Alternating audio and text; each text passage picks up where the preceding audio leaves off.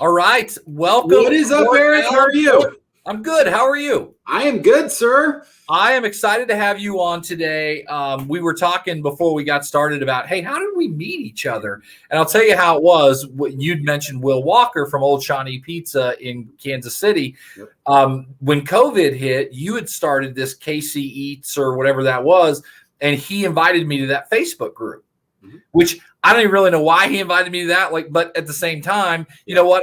I joined and I learned a lot, and you brought some wicked value, and so I'm excited to have you on. And I've got a whole load of questions for you. But first thing I want to do, by the way, shout out to your son Brady, who's upstairs watching right now. Watching, he's excited. He was like, he saw the graphic with my face on it. He was like, "You're like a big deal," and I was like, "I don't know about that, but you are." Like, you didn't know that beforehand? You should have known I was a big deal. But Yep. anyway. Well, I want to kind of dive right into this. The first question I wanted to ask you is, I want to talk about text and email marketing. Do you have a preference either way? And what do you think? And what do you think is the future? I think the future is probably text, but what's your thoughts on that? Well, all of the above. We do a lot of, it's building a database. And it's having relationships with your customers where they are on their phones. And so, when you mentioned when COVID hit a year ago, people were reaching out to me and they were like, what do we do? How do we talk to our people? And I said, well, do you have a customer database? Do you have emails, phone numbers? And they're like, no, we have nothing. Yep. And all these people were having $100 days because they had no way of talking. Yep. Restaurants I work with, the number one thing we do is help them build a database and then drive them in with offers. So when COVID hit, we could send out a blast to 10,000 people and say, take and bake pasta specials tonight, buy one, get one pizzas, or even we now have online ordering because a year ago, nobody had online ordering or very few people did. Right. And so let them know how do we order? A lot of people were just going live on Facebook all the time, which is great, but you're relying on Mark Zuckerberg to put your video in front of people and such. So I'm a big believer. We use Facebook Messenger first. And that's the first one we use. I love Facebook Messenger. It's like a 95% open rate. You can have real conversations with people, but then also text message. I like text because it's like 90% open rate, and email is about 20%. So we try to hit people in all three different areas. I want to run down that rabbit hole a little bit. A lot of people over the last year. I want to back up. One of the things you said, and I thought was rang so true, and it rang true over the last year and a half, was all of a sudden COVID hits, and restaurant operators don't know how to get to their customer. Right. And you're right. They're having $100 days and they can't figure it out. And that's why you need to have a text program. That's why you need to have a Facebook Messenger program. By the way, this is a guy that can set that up for you. Can you talk about the nuts and bolts ish of how to actually start a Facebook instant messenger program? There's an opt-in feature to that, right? Where they have to opt in before you can't just start blasting people, right? Can you talk about that? Yep. It's a sales funnel. It's no different than any other sales funnel. So you start with some type of irresistible offer or a bait to hook people. Buy one, get one pizza, buy one, get one burger, something like that. And you can run it as a Facebook or Instagram ad. You can have a QR code on the tables. And when people see that, they click on it and we say, okay, great. To get the offer, you need to give us your email address and phone number. It's an exchange, because if I sign up and I give my email address to something, I know you're going to contact me in the future. I'm going to be much more likely to give you that information if I get something in return. So what we do is that's how we bait people in to build the database. We give them an irresistible offer. Then we use Facebook Messenger to track the redemptions, and it's trackable ROI. So we can see, when people come in and when they redeem. And our goal is to get people in the door, butts and seats. That's kind of my motto. Get them coming more often and spending more money, increasing average check. So let's say someone comes in and gets the buy one, get one burger. The very next day, they get a new offer in Messenger that might be, hey, here's a free Parmesan fries with an entree. Right. Parmesan fries, very low cost for a restaurant, but we're trying to get them to come back and spend more money, increase that average check. Yep. And when we do this, people boost posts, things like that. And I think of that as you're renting someone else's audience. Right. When you're boosting posts, you're paying Facebook to show it, but people are scrollers. They just scroll. Yep. And if you're just boosting it and they scroll right past, you've lost them. Yep. But if you can run it where there's an offer where when they scroll, they see, oh, sign up to get a BOGO burger.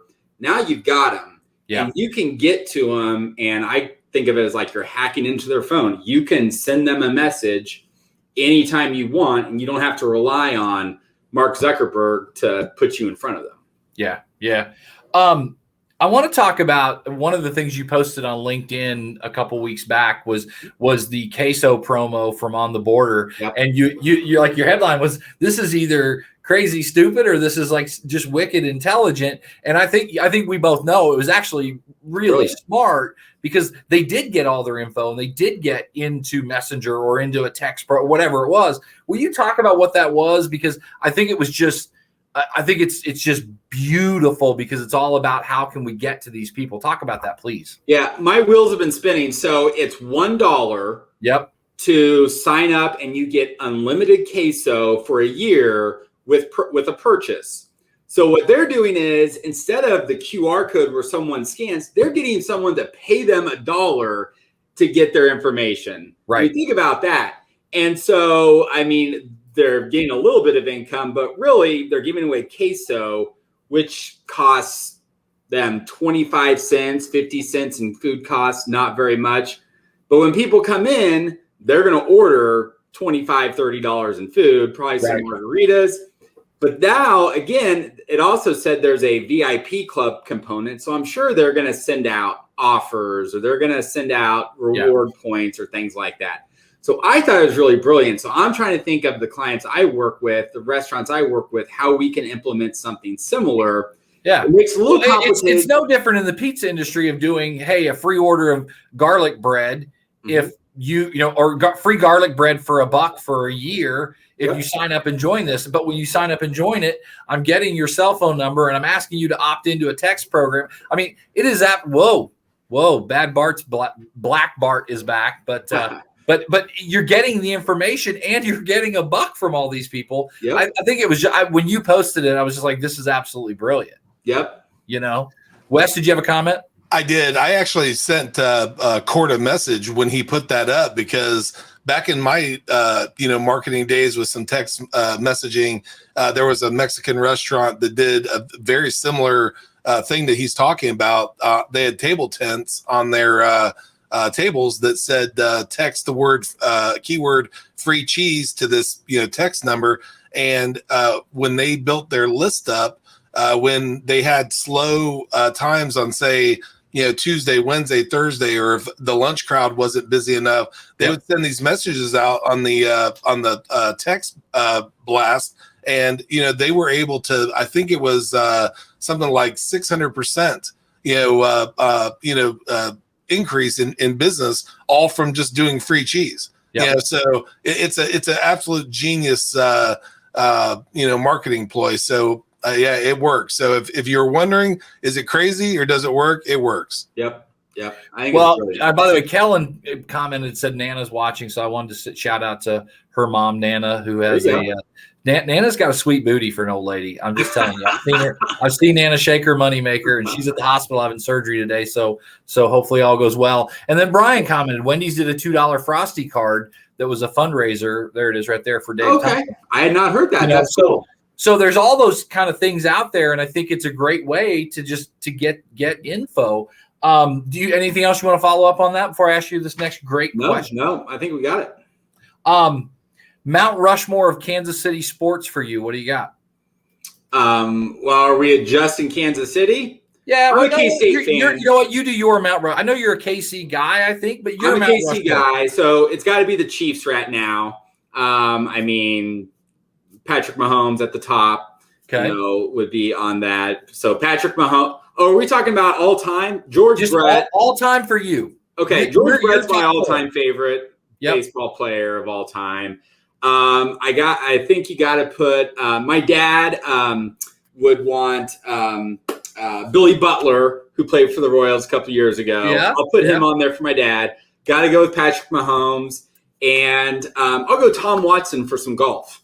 Oh, I like it. So who was the one I missed? You said Patrick Mahomes, Billy Butler, George Brett. Okay. George Brett. Yep. George Brett, you got to have George Brett, so no doubt. Yep. So I want to talk about your 365-day marketing planner because I love it, because I think one of the things we struggle with and restaurants struggle with is, what do we talk about today? What do we post about today? And you've got this great resource. Can you talk about that? Yeah. So, I work with restaurants and talk to restaurant owners, and they would say, what do we post? And really a lot of this came from with COVID. They're like, right, there's only so many times you can post a picture of your pizza, right? Yeah. Kind of gets old. So I talk about 3 P's. People want to see posts and videos about people. Yep. Okay. Your customers, the people working in your restaurant. So people, your product, which is your food or, your stuff. That's what most people do. And your process. Yep. Like, what does it look like to make the pizza? Or, how do you make a drink? And so this kind of just inspired me to come up with, every day of the year, how can you use those 3 different P's for posts? And so you're not just posting the same thing. And so it's all built around that. There's a link, CodyMediaKC.com. You can sign up for it, and just really good ideas so that you're not posting the same things over and over and over again. Well, I love that. I think operators are very good at posting product. Mm-hmm. Okay? But they need to be talking about people, because what happens is when I post pictures of my people and my employees, it makes them feel good. They're apt to share it. They're apt to tell people this is a great place to work, right? And I love talking about process. If people can see what's going on behind the scenes a little bit, there's a place on Instagram, Angelo's Pizza in South Philly. And this guy every day is Instagram, his stories is talking about the process, to where I could walk in that place right now and I know 5 employees that work there. Yep. And I love it. And he's showing how it works and what it looks like. And it's powerful. And I don't know if restaurant operators get that. That's why we have experts like you to help these guys, right? I wanted to ask you, somewhere between the year, let me make sure I get this right. Somewhere between the year of 2012 and 2017 on Instagram, you decided to go full bald and get rid of the hair, the crown you had going on. Can you tell what made that decision happen? What did that look like for you? Was there a day you just shaved it all off and you're like, what the hell did I just do? Please tell us about that, sir. So kind of 2 things. I coached college and high school football. And so when I was watching tape of our games, I could see myself on the sideline. And I was like, oh my gosh, I am like bald back there. I had no idea. Yeah. And so I kind of had that in my head. And one day I went in to get a haircut at like Great Clips. And when I checked out, they gave me the bald and beautiful discount. And I was like, okay, I think that's the sign. I just need to accept it and just go on. And I think at the same time, Breaking Bad was kind of a show, and maybe Walter White a little bit. And I was like, I'll just get rid of it. So, good answer. I wanted to ask you about restaurant operators that are not on TikTok or LinkedIn, and I think those are kind of fringe social media platforms for a lot of restaurant guys. What do you say about those 2? You're talking about the restaurant operator or the restaurant being both? Both. I always think you want to be on the networks where your people are hanging out, the people that you want to do business with. Yep. And so it's a little bit different for everybody. And so I always talk, I am a big believer in getting good at really good at one network first. Okay. Before you try to spread yourself thin. Because I've seen so many people say, okay, I'm going to do Facebook, Instagram, Twitter. I'm going to do all these different ones. So I always say, where are your customers hanging out? Yep. So for a bar and grill, it might be Facebook and Twitter, or I'm sorry, Facebook and Instagram. If it's maybe a younger place, a younger crowd, then yeah, TikTok might be your place if those are your people. Right. But folks my age, our ages, I don't know. I don't hang out on TikTok. Do you hang out on TikTok? I love TikTok. Okay. I do love TikTok. It's for me, like I use social media probably more for work than for entertainment. Yeah. But I want to back up just a smidge. There was 2 posts last week on 2 different groups that I'm in. One was talking about how awful TikTok is and your children should never be on it. It's from China and it's the death of the world. And I'll tell you, man, there are some wicked talented people on TikTok. Some crazy, wicked, talented kids making way more than you and me combined, dude, making TikTok videos. And so I'm kind of from the school of Gary Vee a little bit when we sit there and say, oh, social media is the devil and the phone's the devil. And you know what? If you think like 20 years from now, our kids are like all of a sudden not going to be on screens. Yep. That's just not happening. So when people say, well, my 10-year-old wants to be on Instagram, let them be on Instagram, but you join with them.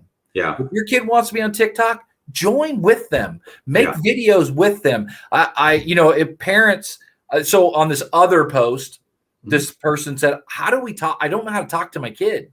Right. And I'm like, well, because you want to talk to your kid the way you interact. If you want to like have a great interaction with your kid, join TikTok and then send them a TikTok that you think's funny and go, this is hilarious. And watch the 10 come back to you the other way that they're like, Dad, this is awesome. Because they want to be communicated to the way they communicate, not the way you communicate. Let me say something on that. I got my son watching. He's gotten into, because YouTube is doing shorts now. Yep. Which is basically TikTok. Yep. But it's shorts. My son loves it, and he sends them to me, and they're great. There's really entertaining ones. And also, I watch YouTube with them, and there's a guy, Food Theory. Yeah. And have you heard of Food Theory? Yep. And we watched an interesting one the other day. It's like Doritos bags. Why are they so big? Yeah. Are they just trying to scam you? But really, like, he proved that they do that to protect the chips and everything. And so that's on YouTube. So kids are on those places. And so, I don't think social media is the devil. I think it's all about how we educate our kids about how to use it. And and like I said, if you're one of those parents that says, oh, well, TikTok is evil. It's not evil. Most of these people, when they say TikTok's evil, they've never even been on it. Yeah. They don't even know. And I will say this, because I'm a little amped up and I've had a lot of coffee today. If you're looking for evil and pornography and bad and dirty, you will find it on any social media. But if you're looking for positive and uplifting and family related stuff and how to be a great dad, you will find that too. Yeah. It's monitoring. You have to monitor. You have to see what they're watching and check their phones and things like that. So, I want to totally change the subject. Do you think print is dead? It's getting there. I mean, it's so much more cost effective to do digital. Right. Look at this. This costing basically nothing. Right. Print. I know people, let's go example of flyers. I get Valpak, and people still get Valpak in the mail. Isn't that crazy? Yeah. And I talk to these restaurant owners and they're spending $300-400 to send out coupons. And I'm like, why don't you run some Facebook ads, get their information, and so now you can contact them, get them into your database. Yeah. So, I don't know if it's dead, but I think it's dying. Yeah. By the way, Rhonda Davis commented, TikTok can be super fun. There it is. I love TikTok, man. There's some talented people on there. And so I can get lost in TikTok, right? I'd be like looking at it, like, that's 30 minutes and I'm on TikTok. And we have some pizza operators that I deal with. The first one that pops to mind is East Village Pizza in Manhattan. This guy has TikTok videos that have 4 and 5 million views on them. Yeah. And I'll say to Frank, now, does that equal sales? And he said, yes. He said he has people walking and go, I want this pizza. Okay. And so, it's real. And then Brian Monahan, Wes, throw up Brian's comment. If you play Beatles albums backwards, it has TikTok. Probably true. That's very true. Yep. what are you insecure about? What am I insecure about? I don't know. Gosh, that's a tough one. I know. What am I insecure? That's why I ask everybody that question. It is. This is like vulnerable moment. I'm telling you. I mean, every day I'm trying to get a little bit better, and I'm always, with my business and everything. Well, you're like doing this on your legs. You're sweating right now. I know, you got me nervous here. It's just every day I've got to be working for my clients and making sure that I'm getting them good results, and that what we're doing is making a difference. And I never really rest on my laurels with that. And so that's something that I'm insecure about. Who said don't cry, Court? Yeah, it's Wes. Okay. I love asking that question because you see a lot of high functioning people that are very good at what they do, and I put you in that category. A lot of those people, they're either one of two things. They're either just super hardwired to just go freaking kill it, right? Mm-hmm. Or they're super insecure about something that drives the heck out of them. Mm-hmm. So it's with a lot of times, and I'll tell you, most of the time, it's some insecurity that really drives people to be very successful. Insecurity can be a paralyzer and just make you do nothing, or it can just really push you. And I think for you, you're a very successful guy, and I think it pushes you every day, and I love it. What did you learn from coaching at K-State that you take away that you still apply today? Hard work and the get a little bit better every day. That was Coach Snyder's mantra. Yep. Get a little bit better every single day. And so that's what I'm trying, every day. It's like, what can I learn? What can I do? Football is a little bit different back then. I mean, we had, 4-hour practices every day and meetings. I worked till 11 o'clock at night when I was coaching the team, and hard work, but getting a little bit better every day. Yeah. Yep. Shout out to my mom. She just said, hello, son. My mom just had knee replacement, and she's struggling right now because she's having to do like all the work with the machine. And I was telling somebody the other day, greatest day of my mom's life was when I came out of her vagina. So she probably thinks about that a lot. Can you talk about Facebook pixels? Oh yeah. What do you want to know? Just give me a broad overview for anybody that might watch this and how that works and what the benefit is. So the Facebook Pixel, it's a little bit of code that you can put on your website. And when anybody comes to your website, Facebook can capture that and know who they are. And it's really powerful for when you run retargeting ads. So what you can do is you can set up Facebook ads, and you can say, I want you to show this ad to anybody that's visited my online ordering page. Yep. And so then we'll have an ad that's all about, hey, go to your online ordering page. Or catering.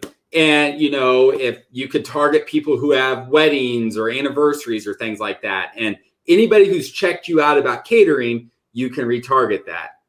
Are you going to ask about the iOS update? No. Okay. Because that's changed. Hey, can you talk about the iOS update? Well, I don't want to get too far in the weeds, but I think the Pixel is going to lose a lot of importance now. Oh, really? Apple, with their privacy, you have to opt in Facebook to on iPhones to say that they can track you.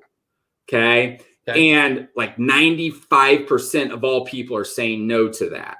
Well, what that's doing is it's really limiting Facebook on how they can track you with that Pixel. Interesting. Okay. So what we're seeing is Facebook costs for restaurants. It's not that big a deal. It's really not. It's more for e-com. If you're selling products or things like that, you can't track people as much and then retarget them. That's the easy explanation. Gotcha. 4th of July is about 10 days away. Mm-hmm. Right. And I know that's something you're probably already talking to your clients about what are we going to do? It's kind of a weird, like 4th of July falls on Sunday. Mm-hmm. People are probably going to be out of work on Monday.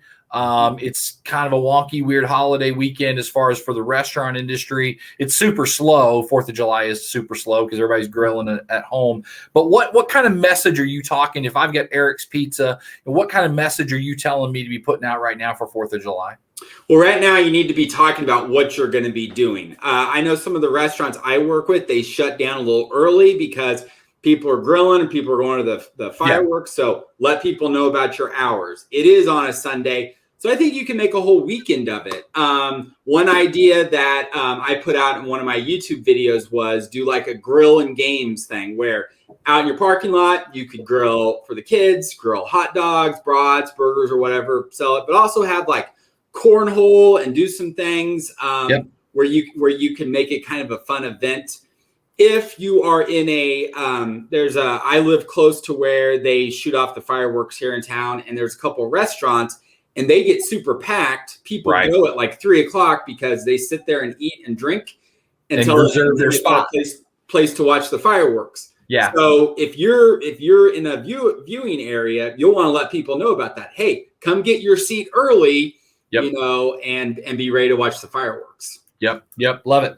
If you could only use one social media platform for the next 5 years, what would it be? Facebook. I knew you'd say that. I figured. Or YouTube. Facebook or YouTube. Yeah. All right. I've got one last question for you. One of the things you talked about in the last couple of months, I think, is you talked about 3 giveaway ideas. Mm-hmm. And can you kind of high level talk about that? Yeah, so with giveaways, most people that want to do social media giveaways, they make them way too complicated. Right. So it's like, okay, you have to share this post, you have to tag somebody, you have to go like us on Facebook and Instagram, you have to do all these million things. Yep. People are lazy. I would not do all those things. Right. Like people want to do something that's super simple, super easy. And besides, who on your team is going to go check all those things? Yep. So what we do when we do giveaways are something simple, and we ask like a simple question. And it's something like, what's your favorite pizza topping? Yep. Okay. What's your favorite summer drink? Tell us below. Okay. Yep. And what we do to tie it back to what we started with is we use messenger bots, Facebook messenger bots. Yep. And we're able to, when somebody comments, we can send them into Messenger automatically. Yep. And give them an offer. Okay. So we say, thanks for there's a grand prize. Hey, we're giving away a $50 gift card. That's the grand prize. Right. To enter, comment with your favorite pizza topping. So people are commenting. When they comment, we send them in the Messenger, we collect their data, and then we say, hey, thanks for entering. Here's a free cheese bread with any large pizza. Yep. It expires in 30 days. So it's simple to do. Facebook loves it because it gets lots of engagement, lots of comments that are easy to do. Yep. And it's like everybody's a winner, right? Even if you're not the grand prize winner, you won a free appetizer or something. Right. Right. So, huge. Yep. Yeah, I think I agree with you. Like sometimes you see these giveaways and it's like, okay, guess a number between 1 and 1,000. Like the post, share this, like that page, go to Johnny's house, say hello to his mom. Yep. It's like all like what are we doing? Yep. You know, and once again, that's why there are experts like you that do this for a living, right? How can people get a hold of you?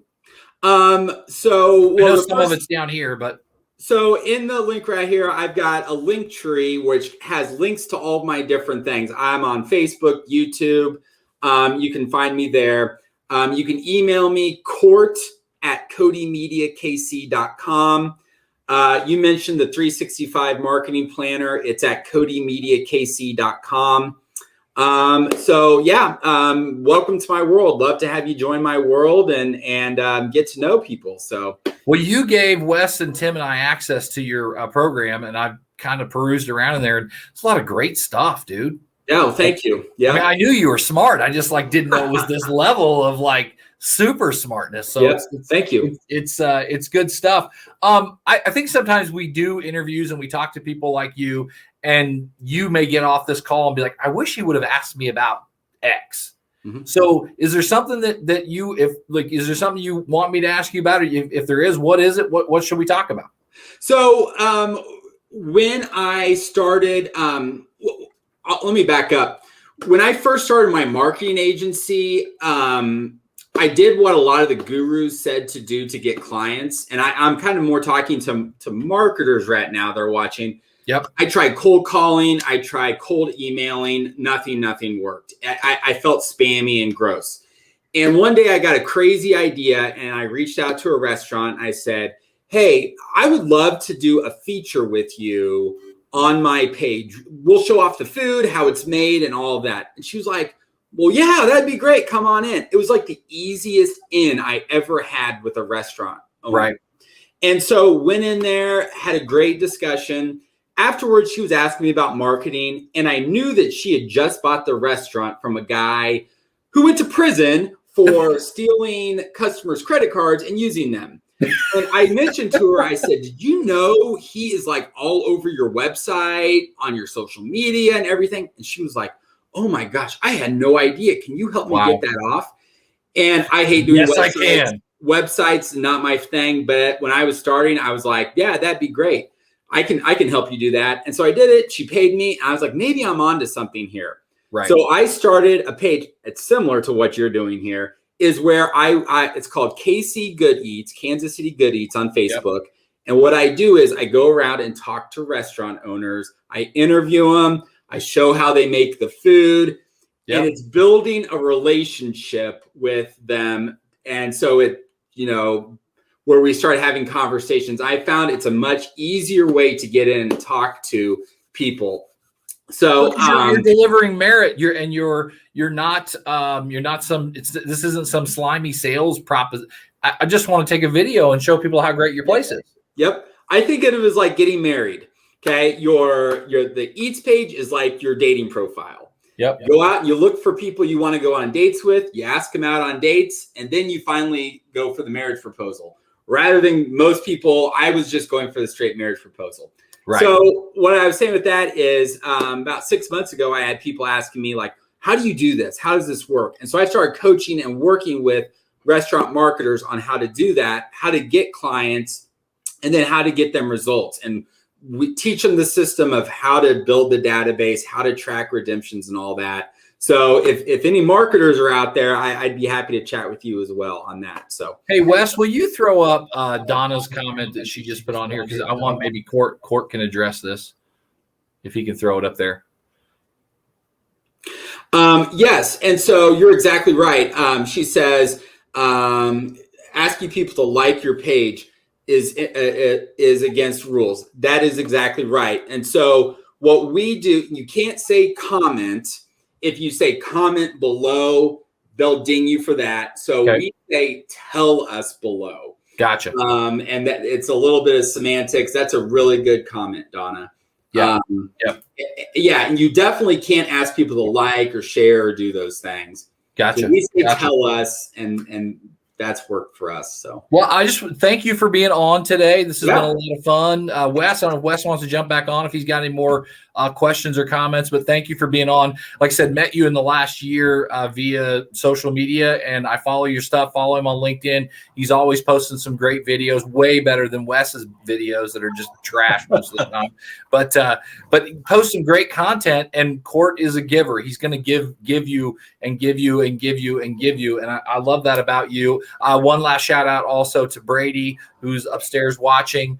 And Cooper. Cooper's my youngest. He might be watching too. So shout out to Cooper too. Hey, Coop, what's up? So, Wes, you got any parting shots before we go? Not parting shots, but you had mentioned Court's planner. It's absolutely dynamite. It's got an entire year laid out for you of exactly how to go through and just give above and beyond engagement, and it goes right back to that shot on goal. Is going above and beyond, and Court does that, and his product does that. Yeah. Court, is it true that your middle name? We heard your middle name is Vivian. Court Vivian Allen. Is that true? I have not heard that one. That's okay. That's on the interweb. So, hey, as always, the way we end the show is with a little frozen hand. There you go. See y'all next week. All right, later on.